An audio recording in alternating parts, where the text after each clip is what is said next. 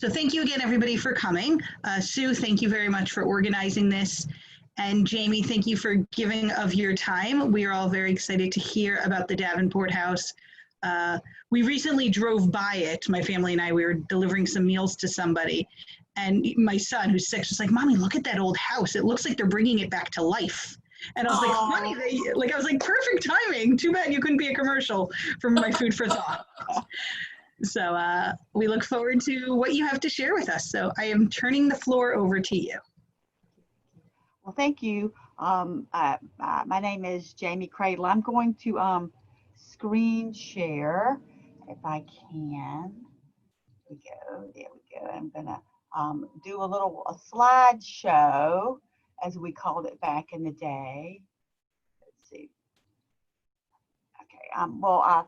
I think you all know a lot about the Davenport house. You've been there time and time again, and I hope I'll be able to share some things that you may not have seen before or thought about before, things that are not typically on our house tour. I hope you can hear me all right. Nod your head. Okay.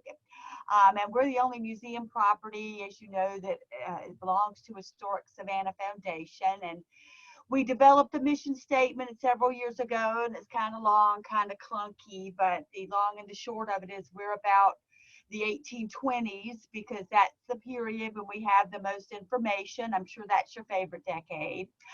And we're about celebrating our role in the founding of the preservation movement and Historic Savannah Foundation. So we hope that people get a sense of those two-pronged things that are in our mission. But today, I wanted to talk about the ladies of the Davenport House and the ladies of the preservation movement. And if you stick with me, at the very end, we'll talk about some exciting things that are going on now that are very positive in this time of great change and turmoil, which we think will give something hopeful to the community. Now, as you know, we talk about the 1820s because we have an inventory taken. This is geeky stuff, but I figure I'm in good company. And so we furnished the house. On the left-hand side, you'll see an inventory that was taken at the time of the master builder Isaiah Davenport's death. And we used that document to furnish the house. Davenport was from New England. Couldn't get a job at home, moved to Savannah to make his way in the world, lived here for about 20 years. And by the time he died, every square in Savannah had a house built by Davenport. And he used his home as a showplace for his skill, wanting people to hire him. And the architectural style of the house is federal, kind of conservative architecture of the new nation. It was very popular in Savannah in the 1820s. So that all that, you know, I say that in preface. But what we're going to do today, I hope you like decorative arts and art and small things remembered, because we're going to talk about 3 silhouettes that we have in the museum collection, 2 mementos books. We're going to talk about the enslaved women and an artifact we found up in the rafters when we're doing air conditioning work. We're going to talk about the photographer to the stars in America in the early 20th century, Lady Astor. I'm sure you know about her. My favorite name in all of Savannah history is Mrs. Marmaduke Floyd. We're going to talk about her, and Anne Hilliard, Stella Henderson, and our 7 ladies. So I'm going to talk fast, and you're probably thinking, please don't, but I want to explain a little bit about some of our artifacts. About 15 years ago, fairly early in my tenure, I got a call from Harris Lewis. I'm sure you know him. And he said that my friend, Judge Brannon, has a silhouette up in his attic of a Davenport woman. Do you want it? Well, yeah. So it came to us in a brown paper bag. And we thought it was going to be Cornelia Davenport. And we already have one of her, but we were going to be nice and say thank you. But what we found was a silhouette of Isaiah Davenport's wife. We never knew what she looked like. She returned to us after 150 years. And for the past 15 years, we've tried to understand the silhouette and what her role was in the household. It's a very important artifact for us. And we changed the frame. This is a brown paper bag it came in. On the back of the silhouette, though, label your pictures, people. On the back of this picture is Sarah R. Davenport, 1828, age 40. So now we know who is in the silhouette. For sure, it's Sarah Davenport and her age in the silhouette. And we use her as an every woman at the Davenport house, at least every white educated woman, in thinking about early 19th century women and what they did. And of course, her role was the domestic sphere. I'm sure you read about that when you were in school. When she got married, her path was set. She was in charge of managing the household and raising the children. She was expected to be pious, domestic, submissive, obedient, and reproductive. And she was. She gave birth to 10 children, and some of those she gave birth to in the house, in the Davenport house. So this is just a little character sketch, probably too much to read right now, but this is what her life was like for the 223 months she was married. So she got married when she was 20, 21 years old, and for the next 16 years or so, she was pregnant every 16 to 20 months. So she was pregnant for 85 months. Wow. And we used to say she was nursing for 105 months, but we've learned and thought about things in a different way. And we wonder, did she nurse her own children, or did she own a person to do that? So that's the new questions that we're asking. But only 33 months out of her 223 months was she either pregnant or nursing. People always say, well, what did she do with her spare time? I'm saying, people, there's a lot of biology going on here. She managed the household. And a list of her children, and of course, she lost 3 babies, quite typical to lose children before they reached adulthood. But what happened to her was what happens to all of us. Life happens, and when she was 39 years old, the worst happened. Her protector, her husband, died at the age of 43, leaving her a widow with 6 children, 1 on the way. Left his business, his debts, his house. And of course, we always, what would you do when the worst would happen? And of course, for many people, that's happening now. You just figure it out.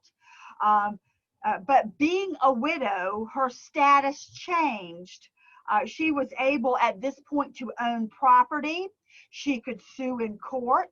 She could sign a contract, and her children became her children.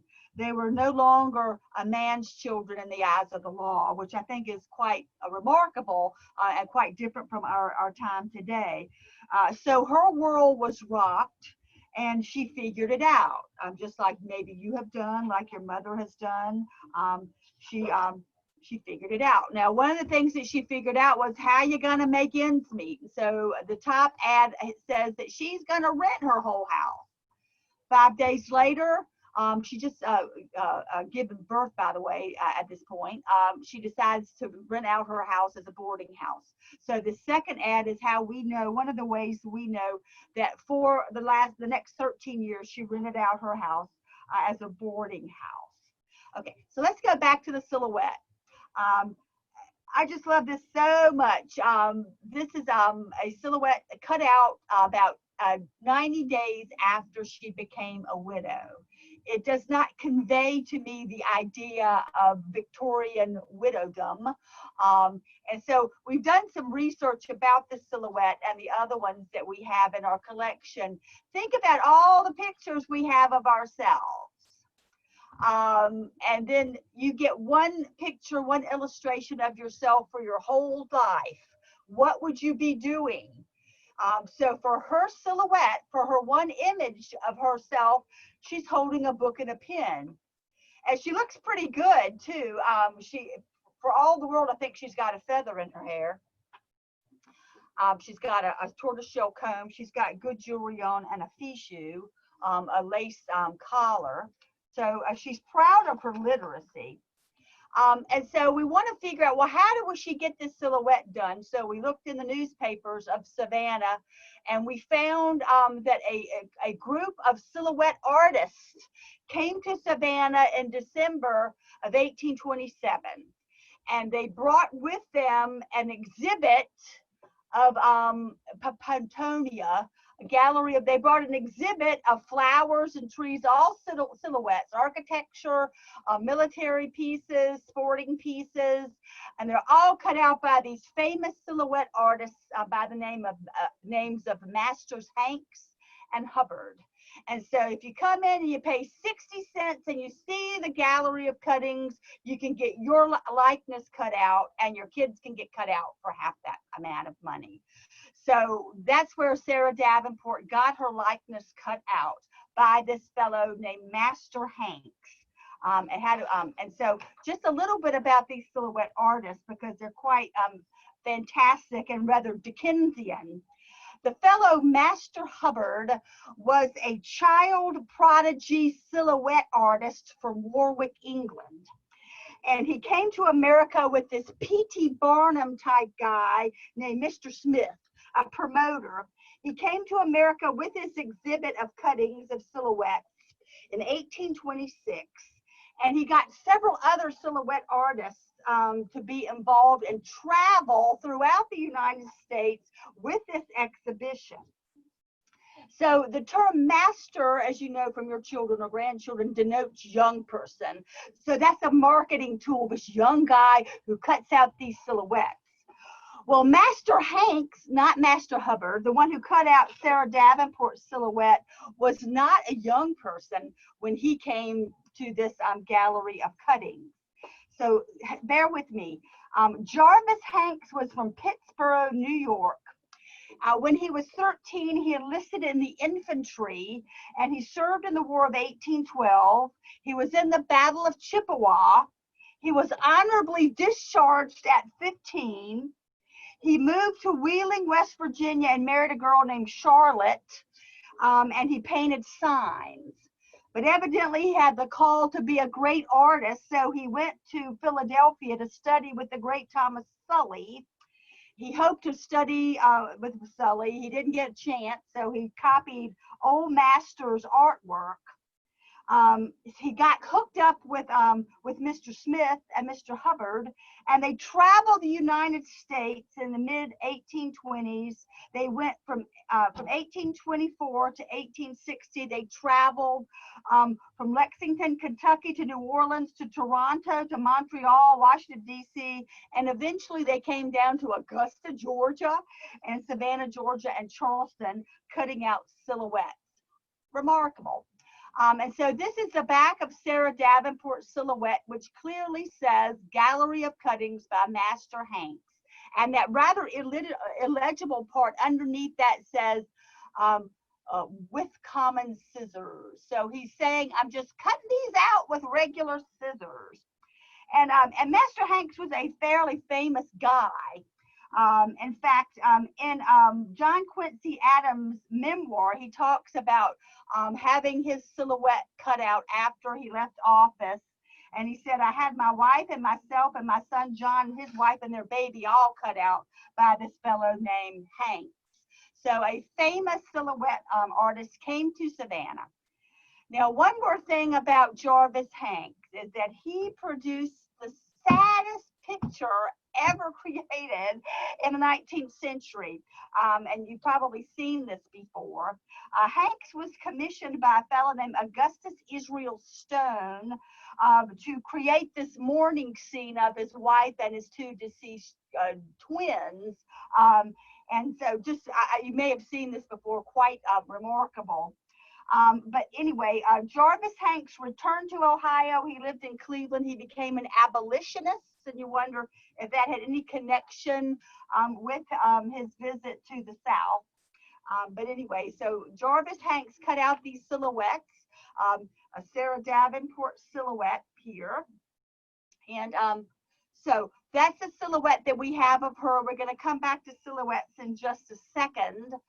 We also have a remarkable album, a scrapbook. Remember when we did scrapbooks? I think everybody does everything online now, but Sarah Davenport had a scrapbook that we have in our museum collection. And it was so wonderful to go through this book for the first time and look at each page and wonder what they all meant. And we know that this is her book. It's engraved on the front. On the inside, it says, "From a Friend." So Mr. Davenport died in 1827. And Mrs. Davenport's raising these 6 children by herself. And her mother is about to die a little bit later in 1827. So a friend, I like to think, has given this to her as a memento, as a gift to get her through hard times. And during her life, Sarah Davenport put into this little book that we've had conserved locks of hair from her grandparents, from her parents, of herself and her husband who is deceased, of her baby children, including her deceased children, their locks of hair, and locks of hair of her grandchildren. Interspersed with these locks of hair, because you don't have photography at this time period, this is a tangible and everlasting reminder of these people that you love so much. Interspersed in this scrapbook is poetry and clippings, and I don't know if you've ever heard of this old song, "Oft in the Stilly Night." It's such a sad song. They sang it at the Queen Mother's funeral. Lots of things in this book are very melancholy. So we have Sarah Davenport's silhouette, we have her house, we have her scrapbook to use to interpret her life. We have her silhouette of her daughter. So they must have gone together to get these silhouettes cut out, because on the back of Cornelia Davenport, this is the daughter of Sarah Davenport, on the back of her silhouette, it says Cornelia Augusta Davenport, 1828, age 4 years. And so we have this silhouette that we have up in her bedroom. As you can see, her sausage curls, her little pantaloons, very 1820s, the only surviving daughter of the Davenports, right there. And that's what's written on the back of her silhouette. So we know for sure that these are the 2 people that lived in the Davenport house during our period of interpretation. And one of the things about Cornelia Davenport was that her widowed mother somehow was able to keep it together and to send her to a fine finishing school up in Hartford, Connecticut. And up there, we think she met her husband, Henry Roots Jackson, who was an important fellow in Savannah. But wonderfully for us, she also had a scrapbook. She had a girlhood scrapbook from her from Hartford Female Seminary, where she went to school. And we recently had this conserved. Very expensive to conserve a book like this, $6,000. So we've had it put away. Every page has been photographed. And so we'll keep that forever and use this as a document to interpret the women of the household. But a little bit about Cornelia. We know for sure that this album is hers because she, along with her mother, inscribed her book on the front page. So we know for sure it was hers. And, you know, if you kept a scrapbook when you were in high school, you know about all the cards that you might have had. I'm assuming that these are from gentlemen callers, little calling cards are all gentlemen here. Locks of hair in her scrapbook as well. Now, back in the day, well, times have changed within the past 6 months, but usually you don't think a teenage girl's thinking about goth and death a lot, but you will find ornaments to people like this in the scrapbook because death was very close, much more then than it was previously. So I don't know, this wasn't to Alfred Lord Byron, it was to some other Byron. She also did watercolors with her initials, little hearts from Valentine's Day. Music, sheet music that's been handwritten. We had a junior interpreter, one of ours, to try to play this. It's very fast and very hard to play. But this is my favorite thing in the scrapbook. You go through the scrapbook and you get to this page that was sealed in wax. And so you open it up and was this a love letter? And you open this letter up of this 15-year-old girl. What could it say? And so this is the letter that's in there. And this is what it says, written in ink. I, Elizabeth Terry of Hartford, Connecticut, do faithfully promise that one of my daughters, should heaven kindly grant me any, shall be called Cornelia or Augusta, in order of my dear friend and schoolmate C.A. Davenport of Savannah, Georgia. And I hereto do affix my name and seal in the presence of Elizabeth Terry, Maria Collins, Theodora Ickley, and may she possess the inward and outward adorings of this conscientious conqueror, completely complacent, carefully compounded of courage, conviviality, courtesy, comeliness, not continually colloquial, conceited, comic, cold, close, complaining, her complexion clear, contours comparatively commodious, conduct commendable, constantly correct, algebra class.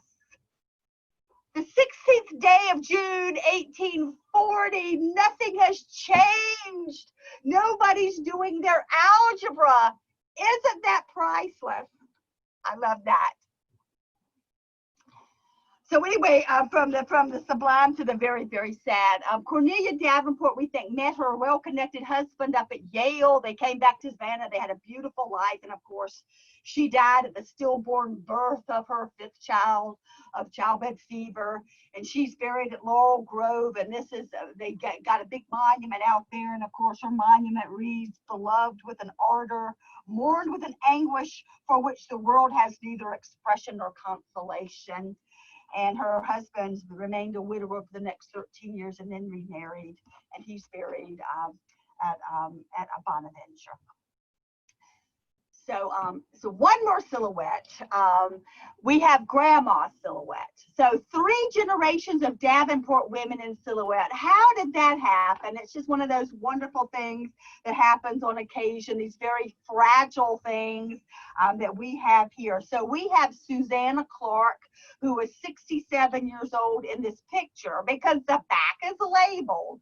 Susanna Clark, Grandma, 67 years of age.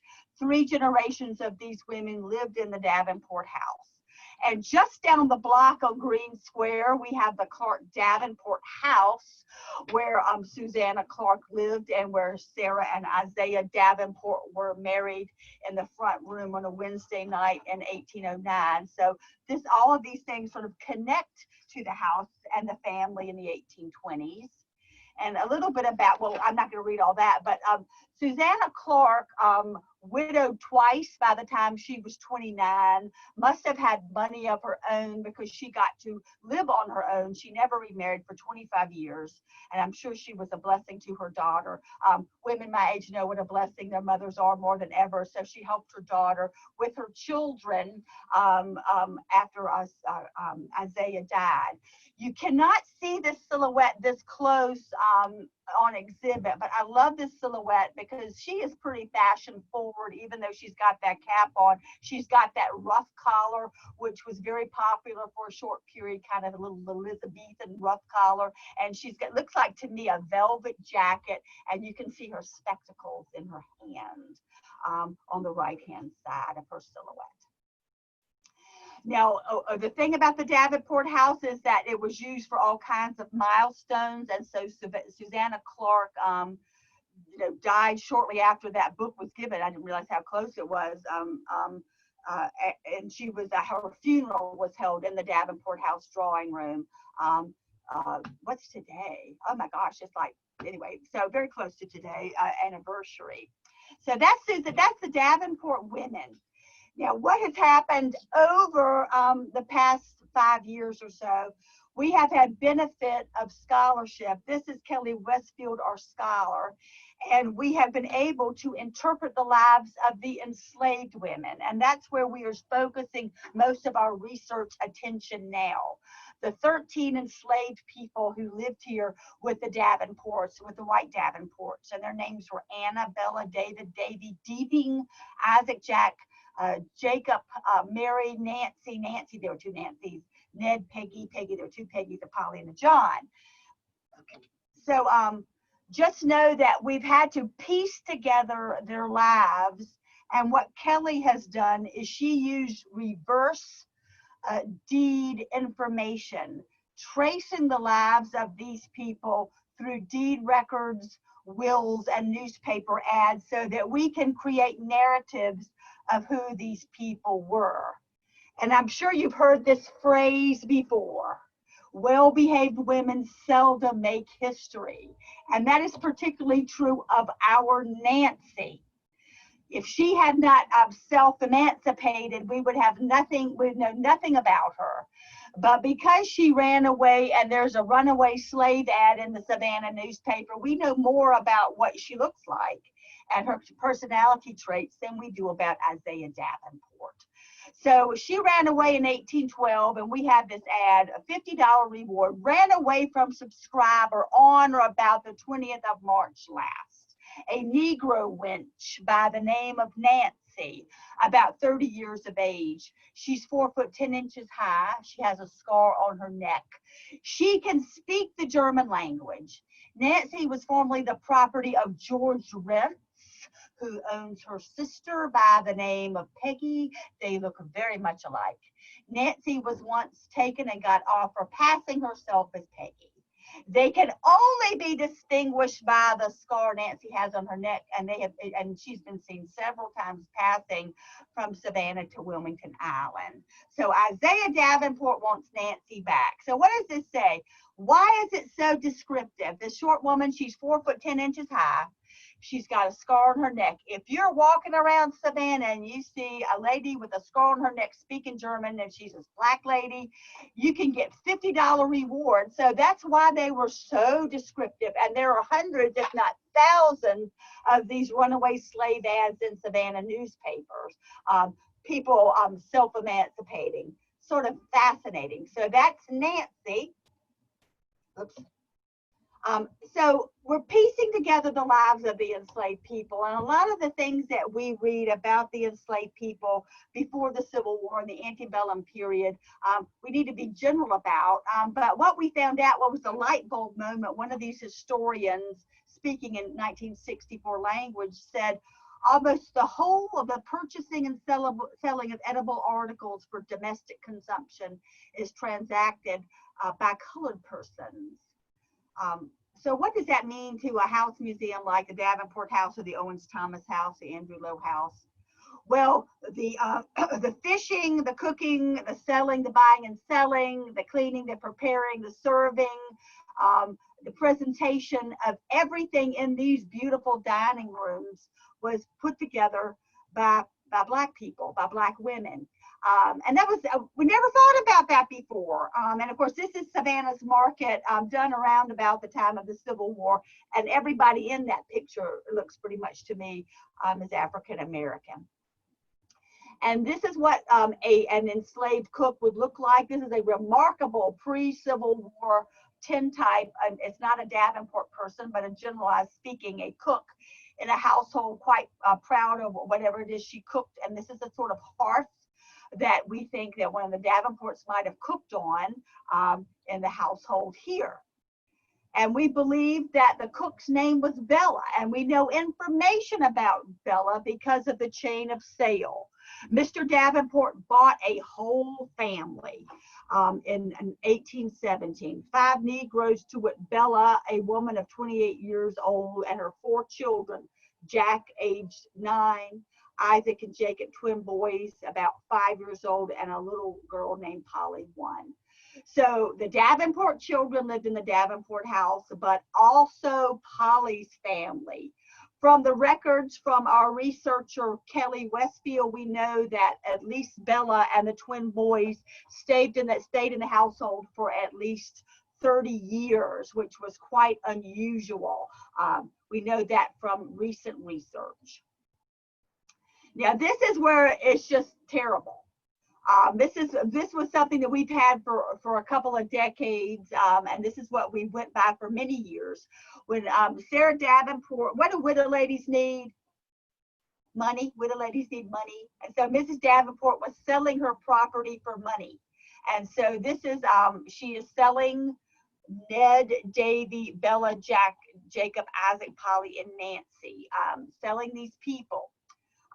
What we know from our current research is that she mortgaged them and got many of those back, but she sold them and got some back. She did not get Ned or Davy back. So this is information that we use to tell the Davenport story. One of the things that we have found recently that we, in the rafters, air conditioning duct work, we found this doll, and we had thought maybe it was little Polly's doll. Maybe this was Bella's daughter Polly's doll. And this got sold away from it. It's a whole nother story. It was sold at Brunk Auction House, and we had to go back and hunt it down. It was in the collection of the North Carolina State Museum, but we got it back. But it's weird. I think it's what we would call a tar baby. It's this a pig in a poke. So this black figure on the right-hand side is stuck to this pig in a blanket. It's a storytelling doll that we think belonged to someone in the Davenport household. It remains to be completely understood. So it's one of our things. Who made this? Probably a woman. Did a child have this doll? We don't know. Research yet to be done. Okay, so two prongs to our, I hope you're not bored yet, two prongs to our story. We've just talked about the Isaiah Davenport household, but equally important is this preservation story for which we're the beacon, the material manifestation of preservation. And I want to remind you that our vision of what the past looked like was through the lens of the very remarkable photographer. Her name was Frances Benjamin Johnston. She was a well-connected woman from Washington, D.C., and she was the photographer to the stars. Look at her on the right-hand side. This is like 1880. With that beer stein and her ankle showing. She was, again, the photographer to the stars. She took pictures of Susan B. Anthony, Alice Roosevelt Longworth, Booker T. Washington, Howard Institute there. And you're thinking, what does this have to do with Savannah? Well, she got a Carnegie Fellowship grant in the 1930s to document the American South. So women our age, a woman our age, you don't really see women our age, professional women, doing stuff too much. But that's her up on the upper right-hand side with her fancy camera. And she took pictures for me, the Edenton, North Carolina, up here in the upper left-hand corner, famous plantation houses. But she came to Savannah. And she is the one that documented, and all of these pictures are in the Library of Congress. And this is one of our Lane houses here.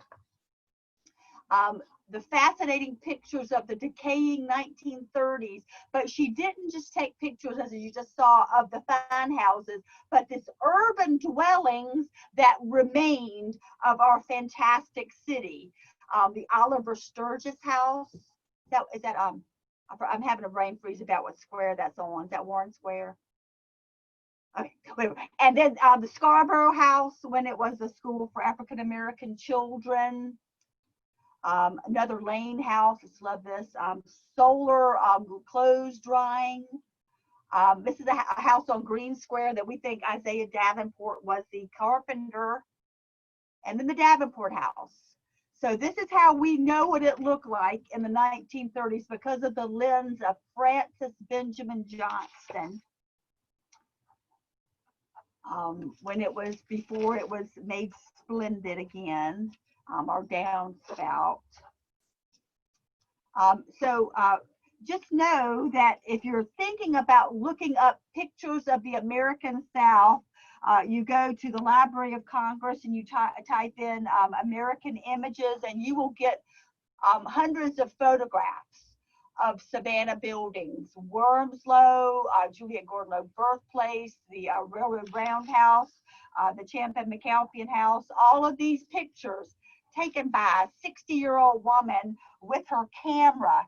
She continued to take pictures up until her death of New Orleans, a very important photographer. And again, so all kinds of people in the preservation movement. I'm not going to do like a recitation on these famous women, but a few are worthy of note. And I'm sure that you remember the story of Lady Astor coming to Savannah in 1946. You'll probably say, why was Lady Astor in Savannah? Well, she got fogged in here for some reason.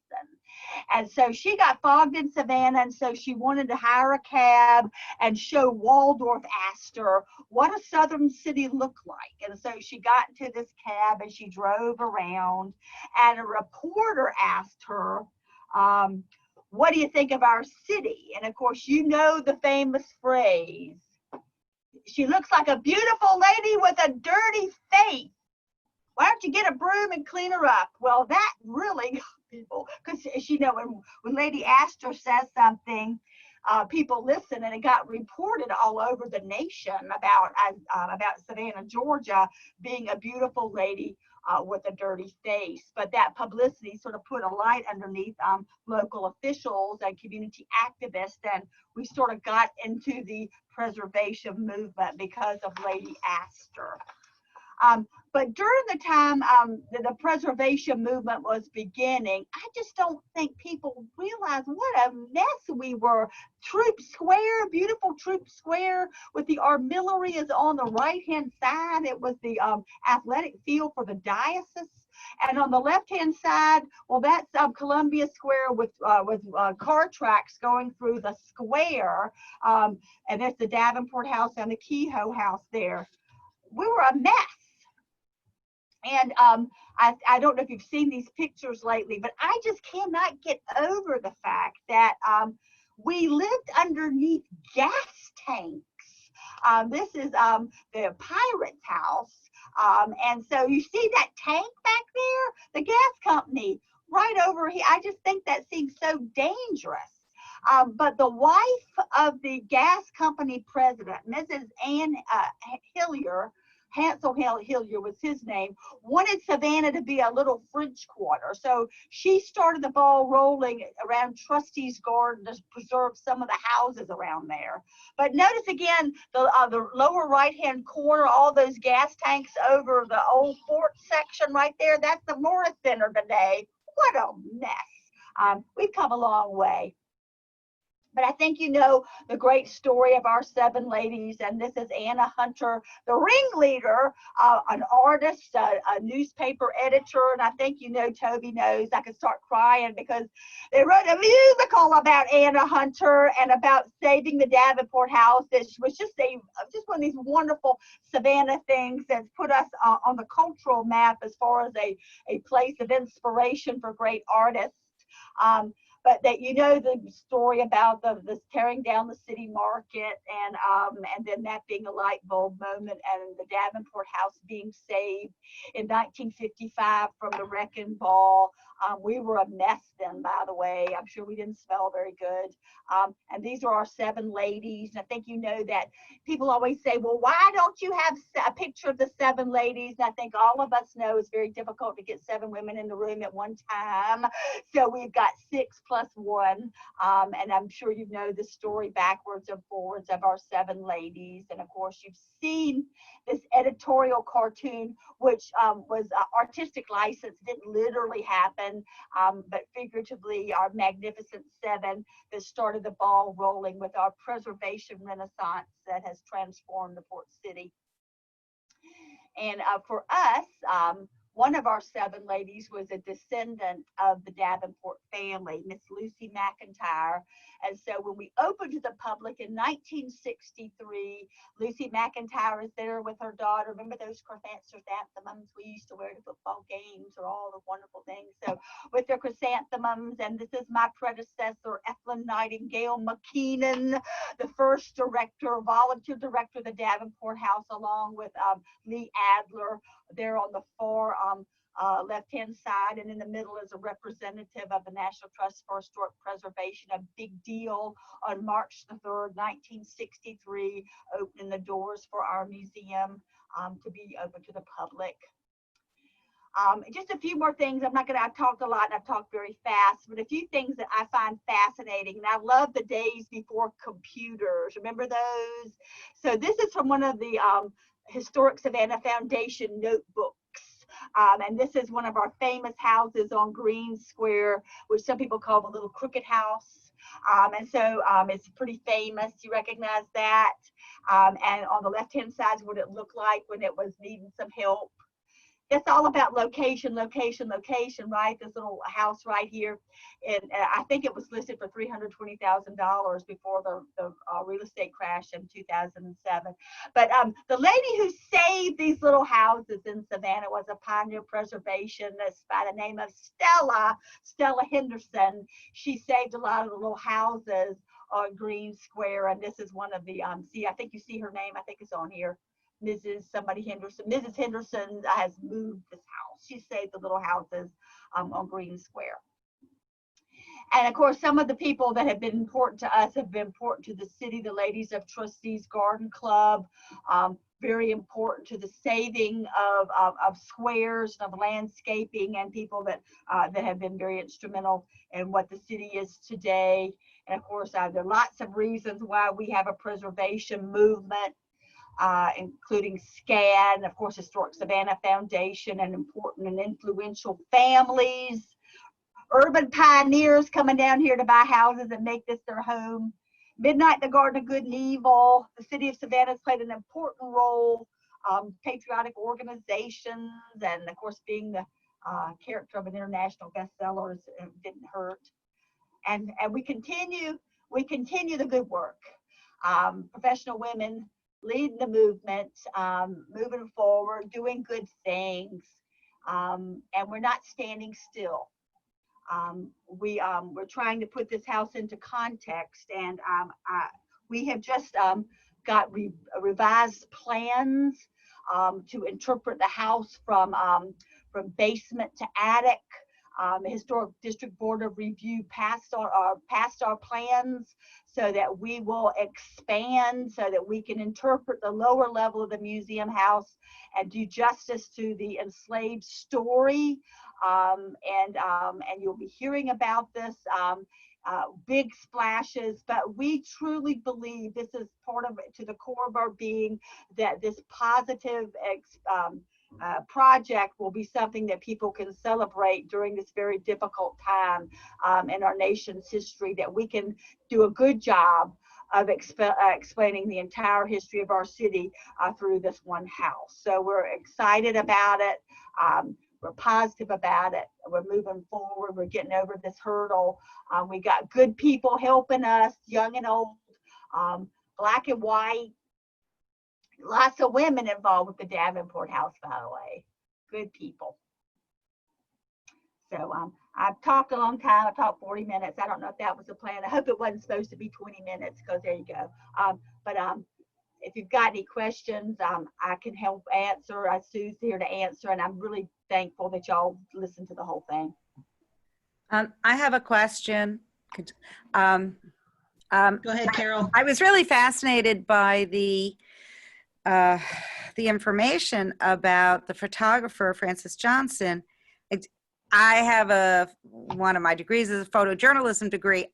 I've never heard of her, and living in Savannah for over 30 years, I can't believe I've never heard of her. And I would love to read a book with some of her photographs. I know I can go to the Library of Congress, but is there a book you can recommend that has her photographs in them? Well, other than just a biography? behind my magic curtain here, I would try to dress up. Let's see, there's a book here by Benita Birch, Berch, Okay. that you can get on Abe Books for probably next to nothing. But you type in her name, Frances with an E, because it's a girl, Benjamin Johnston, and you'll get, she's on, Wikipedia, but there's a whole book. You can come look at mine. I'd If love you to. get it. Thank you very much. Birch, Berch. She's fascinating. She worked her whole life. I love her. I love the photograph though, of the 1880s photograph with her. That's an amazing photograph. Thank you very much. It was very interesting. Thank you. Anybody else have any questions? I just want to say it was fabulous. I loved learning about the Davenports, but like Carol, I was also fascinated with the photographer. And like you said, a 60-year-old woman traveling and taking these photographs, that just wowed me. Can I read a quote? I was going so fast, but this is about her and Savannah. She received another Carnegie grant in December 1938 to photograph historic buildings in Georgia and Alabama, making the end of her fieldwork in typical fashion with an exhibit of 70 photographs of Savannah at the city's Telfair Gallery. She also delivered 150 prints to the Association for the Preservation of Savannah Landmarks. And this work resulted in the early architecture of Georgia, which is expensive on Abe Books. But I wonder where those 150 prints are from the 1930s. So it's one of those mysteries that demands probably somebody doing some more work on her. All right, Carol, you have a new project. I got to tell you, I'm trying not to think in these dimensions because who knows how long, the social isolation will last. But I keep thinking your project to do a more comprehensive history of the Black lives that were impacted by the Davenport House is amazing. And wouldn't it be amazing that when you are nearing completion of your wonderful new space, interpretive space, to have a joint program maybe with the Telfair to display these historic photographic prints of Savannah along with the history, kind of get more than one museum involved and do it almost like a progressive event. Anyway, if you're interested, contact me in a few years when you're ready. I will. And I hope we can have a big old party and hug and kiss by then. I'm just kind of tired of all this. Thank you so much. It was fascinating. Thank you very much. It's a treat to be with you. It's nice to be with people who kindred spirits who care about this kind of thing.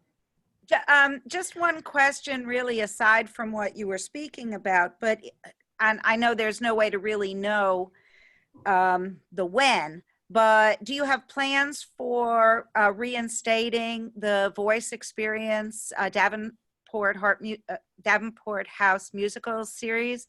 Because that was amazing. And I was sorry that some of the lectures got canceled. Maria has become like our family, and just through her generosity of her spirit. But we feel so lucky that we have a place to come to work. And I just didn't think about like choral people. You cannot socially distance and sing. And that was just kind of a revelation to me. There's just no way. So until we are able to gather together again, we will not be able to have, unless there's some sort of miracle of medical technology, that kind of thing here. They're going to have their Toby, I'm sure, could answer all this. I think she's got a phone call. That all their show, their festival is going to be virtual this year. I just hope that we can just soldier through, and then 2021 we can start all over. And because that's like the cherry on the sundae for everybody in Historic Savannah and the Davenport House, is to have these performers of just unbelievable talent in a space so close to you. Well, thank you again. This was fascinating. For anybody who's interested in hearing the voice, they are actually joining Food for Thought on July 23rd to give us a sneak peek of that virtual festival this year. They're trying to figure out how exactly to do it, but we get to be the virtual guinea pigs and get their talent. So we are very lucky and looking forward to that on July 23rd. Ladies, thank you all very much for joining, and Erin. I don't want to group you into the ladies.